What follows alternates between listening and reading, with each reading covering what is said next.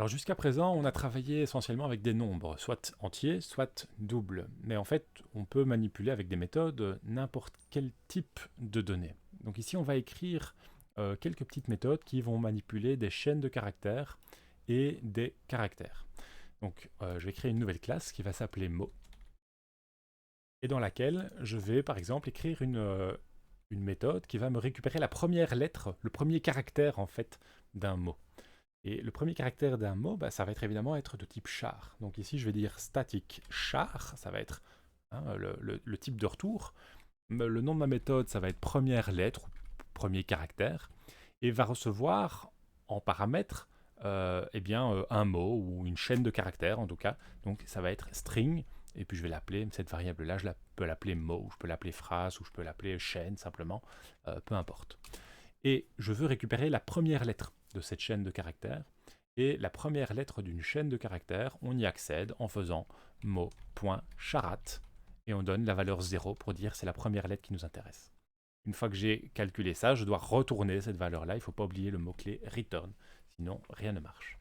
Et donc avec ça, je peux effectivement écrire une méthode principale, une méthode main, où je peux afficher par exemple la première lettre d'un mot quelconque, je ne sais pas moi, quelconque, et la première lettre du mot quelconque, c'est Q, évidemment. Et donc, si j'affiche la première lettre, ça m'affiche Q uniquement.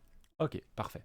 Alors, remarquez que si j'écris system out première lettre et que j'écris point d'exclamation, oh oh oh, eh bien, à ce moment-là, la première lettre, ça ne sera pas vraiment la première lettre. Hein. C'est vraiment le premier caractère de la chaîne qui s'affiche. Et ici, dans ce cas-ci, c'est un point d'exclamation. Donc, vous voyez un point d'exclamation qui s'affiche. J'en profite pour insister ici sur le fait que les choses s'affichent à l'écran seulement parce que j'ai mis des system out println. Si vous vous contentez d'écrire première lettre sans faire de system out println autour, eh bien rien ne va s'afficher.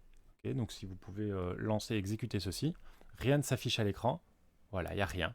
Parce que tout simplement, on n'a pas demandé à Java d'afficher quoi que ce soit. Si je veux l'afficher, alors soit j'enrobe avec un south, ok, zut, j'ai tout cassé. Bref, je disais soit j'enrobe avec un south, comme ça, un system out println, ou alors une autre chose qu'on peut faire, c'est ici faire Alt-Enter et assigner la valeur à une variable. Par exemple, la variable qui pourrait s'appeler première lettre ou une lettre. Okay. Et après, je peux faire un sort de une lettre. Okay. Donc ça, on a tout à fait le droit de faire. C'est exactement la même chose que de faire char une lettre égale première lettre et puis d'afficher une lettre, ou alors d'afficher directement première lettre. J'ai fait ici, si je remplace, voilà. C'est la même chose. Okay. La seule différence, c'est que dans un cas, on déclare une variable, dans l'autre pas. Mais sinon, du point de vue de l'effet, l'effet est le même.